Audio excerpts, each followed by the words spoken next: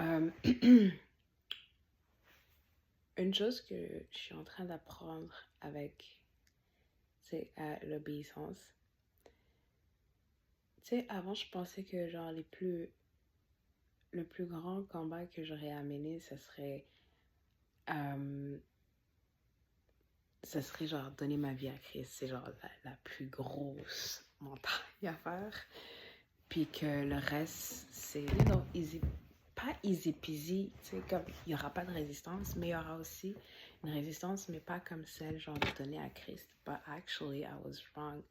Puis je pensais à ça jusqu'à ce que, tu sais, jusqu'à ce que, en fait, euh, je commence, en fait, tu sais, à devoir vivre dans l'obéissance de ce que Dieu me demande de faire, ce que Dieu me demande de faire ou tu sais, ce que Dieu me demande de faire.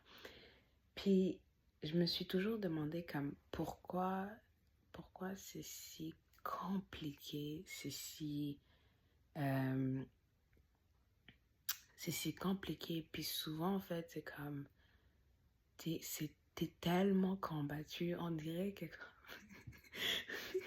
t'as genre, t'as genre, like, tout l'enfer qui se réunit pour s'assurer que genre t'obéisses pas. Puis j'étais comme, how, why?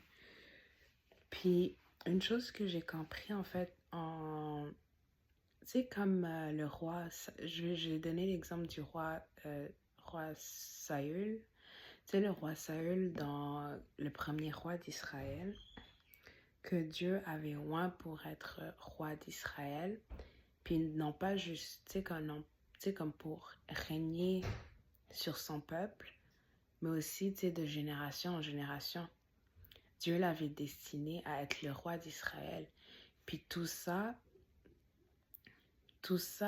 comme, tu sais, comme il avait cette destinée, puis il a perdu cela à cause d'une seule chose, à cause qu'il a désobéi à Dieu.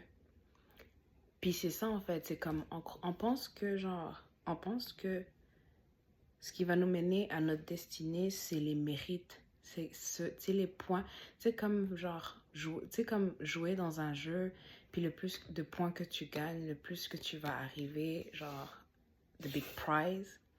Puis on pense que c'est ça, mais c'est pas comme ça que ça marche en fait avec Dieu. C'est comme la chose qui te mènera à la destinée, c'est ton obéissance à l'Éternel. Sauras-tu toujours non seulement écouter ce qu'il a à te dire, mais aussi agir en conséquence, pas juste écouter puis ignorer, parce que des fois on pense aussi comme ne pas dire oui, ne pas dire non, veut dire que tu sais, techniquement, on n'a pas répondu, mais tu sais, le silence aussi est une réponse, dans un sens que le silence aussi est une désobéissance.